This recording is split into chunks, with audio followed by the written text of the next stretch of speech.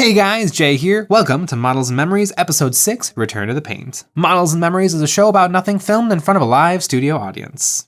This is a show where I talk about my painting, wargaming, and modeling experiences from the week, and I finish every episode with a story. Now you might think to yourself, Jay, you put out 3 YouTube videos a week, you stream every single night. How could you have more to talk about? Well, I do, and here goes. This week, I did a little bit of everything, which means I got nothing done. I got the base coat on these 9, count them 9 Poxwalkers. You need 9 for a kill team, or you guess you need 9 for my kill team. I did a little bit of everything. I worked on my Plague Marines, I worked on my secret kill team, which is a whole separate kill team. I worked on putting some bases on miniatures that I have finished, but they're not finished because they're not based. And so I spread myself so thin that nothing got finished. But I still think it was a good week of wargaming. Do you really have to finish stuff? Because what is the point of the painting, modeling, wargaming hobby? It's just to have fun. And so you don't have to do anything. As long as you're enjoying yourself, you're doing it right. If taking all your Terminators out of the box and laying them out in front of you, and then looking at them for a little bit, you get your endorphin rush, and then you put them back in the box, maybe that is all you need. Now, yes, you could set yourself goals and knock them out and get immense satisfaction, and discipline is the spice of life, and blah, blah, blah, blah, blah. But that's the recipe for success. But what is success with wargaming? Because you don't get a gold plaque for finishing your second army, or getting paint on that third or fourth Kickstarter project. Really, your wargaming hobby is very insular and personal to you, so it doesn't really matter how you do it. Maybe success is playing an hour of Candy Crush while sitting in front of a half-built wave serpent. Maybe that is peak hobbying. Now, you definitely should try to get things done, especially if you want a painted army or if you want models finished or you want to try things out. You should definitely not force yourself, but apply yourself to getting things finished. Also, probably setting yourself small goals is definitely a big way to help yourself get things done. But I don't think you should feel too discouraged if, a year has gone by and you haven't finished your army yet. Armies are supposed to take a very long time. I feel like the way you're kind of meant to do things is you go to the store and you get yourself a box, a box of Space Marines, and that box lasts you a long time. It should take you a long time to put it together. It should take you a long time to get it all based up. It should take you a long time to paint it. And then you get to take those models and you get to put them in the nice shoebox with the rest of your army. I think a lot of the times things feel it doesn't feel like that's the case because you see on YouTube 1-day challenges, 7 days to 1,000-point army, 10,000 points in 10 hours. And we're responsible for that too a little bit, and we'll definitely put out more of those videos. But that is the exception to the rule. The reason that those videos are so exciting is because it's outlandish. It's ridiculousness. And so, don't be discouraged if, you watch a speed paint video where they paint 10 models in 10 minutes and, you've been working on your Eldar Harlequins for, 6 months. Whatever speed you work at is the speed that you enjoy working at. You shouldn't feel like it's necessary to just slap paint on, and you also shouldn't feel discouraged if, it's I didn't do any painting this week. All I did was read Harry Potter. That's great. Read Harry Potter. Just let your hobby be fun. You shouldn't try to force it. Really, there's no big wargaming achievements. There's the wargaming achievements you set for yourself, like having a finished army, building a Warlord Titan. But there's no big accolades to have, so you should just focus on enjoying yourself. Get some things painted, maybe try to get in a couple of war games. Also, if you get things painted, base them. I see way too many miniatures out there that are finished, but they're not based, or they're based barely anything, not even so much as a grass tuft.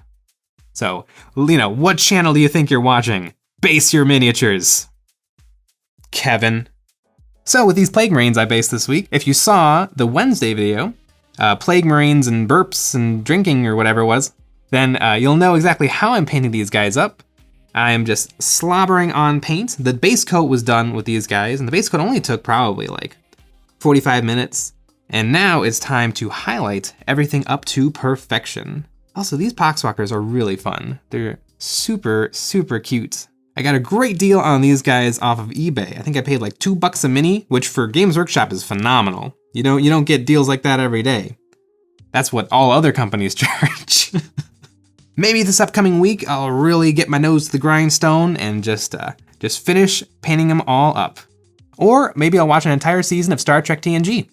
We'll see what happens. And speaking of plague from these poxy walkers, you might remember on the Wednesday video that I was having a little drinky poo. So you guys are here, I might as well give you a little bit of behind the scenes. Drinking and painting is mostly a horrible idea. For me, I'm in a little bit of a unique position where I love painting, and so the drinking, like most people drink and then do something fun. Like they hang out with friends, they play games, they go bowling, they do whatever, sing songs, but I do enjoy from time to time a little drinky poo. And for me, it relaxes me, probably because it's a depressant. And so I find it very easy to sit and quietly focus, maybe have a little YouTube going in the ear and just paint away. It doesn't help. It definitely doesn't help. But if the goal is enjoying yourself, it can be wonderful on a Thursday night. Have a little glass of wine right here, a couple of models in front of me. Can really make for a really, really fun time. But again, your mileage may vary, and for the vast majority of people in this world, it is probably a terrible combination. Like sitting down and just doing a repetitive motion and just sitting quietly and focusing. Like usually when you're tipsy, you want to be a little bubbly, you want to be a little bit active, but not me. I want to just sit there and I want to paint. Get a little paint on the old brush, put a little paint on the old model. That's a fun Friday night for me. And for the dozens of people who left comments about what I was drinking, I was having some Ryan's Cream Liquor, which is very tasty. I like really, really, really, really sweet stuff. But then I ran out, so I switched to gin, which is god awful. But you know what? I had to do it. Also, in terms of like I am in a best case scenario for drinking and painting where I love it and I have a really easy time of getting into that flow state with painting. Getting into, drinking and painting and making a video, horrible combination. It was just a downhill spiral. I think it made for some fun content, but I think I'll have to maybe come up with some tricks in the future if I ever want to try such a thing again. Because keeping track of numbers and scenes and cuts, eesh, there was some fun work in the editing to make it all fit together. It wasn't a perfect cohesive narrative that a regular video kind of falls into. I mean, just keeping things in frame and in focus is like a full-time job. But I don't know, that was super fun for me.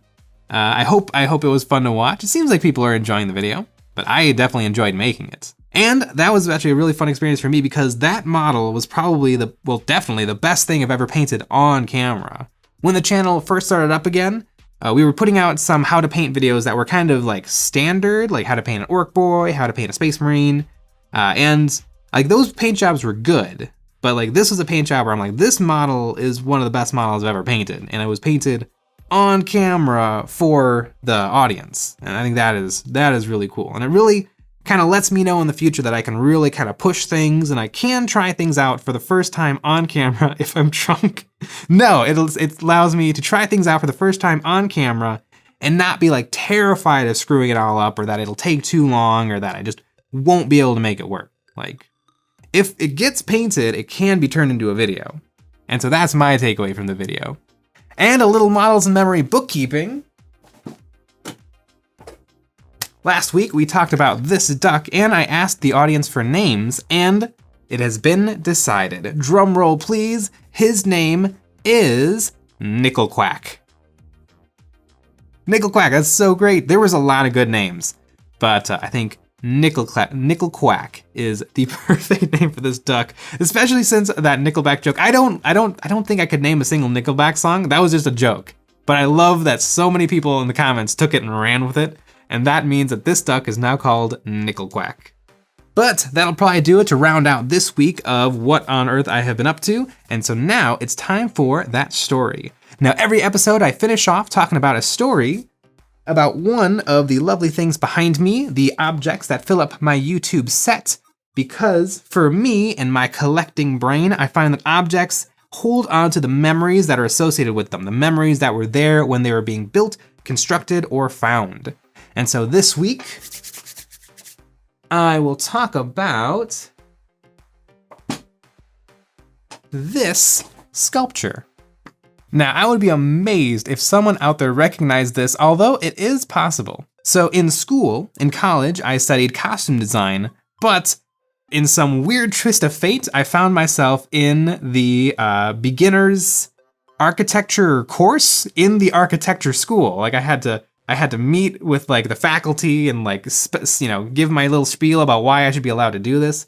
It was super crazy and rewarding. Actually, keyword is crazy. It was it 4 credits, 5 credits, 6 credits? I think I took 20 credits that semester, and a lot of it was architecture. I want to say it was probably like 4 credits were the studio, and then 3 more credits were that you have to take this little class that supposedly teaches you how to do everything, but it doesn't, and it just wastes all your time. But this assignment was one of the first assignments you had to build. This is a structure that exists on the school, and we had to build it perfectly. And this is my second try at it. The first try, I did not do as good a job. I didn't read the rules closely enough. I actually built everything a little bit too pinched. And actually, there is footage of that first model and my destruction of that first model. So that'll go here.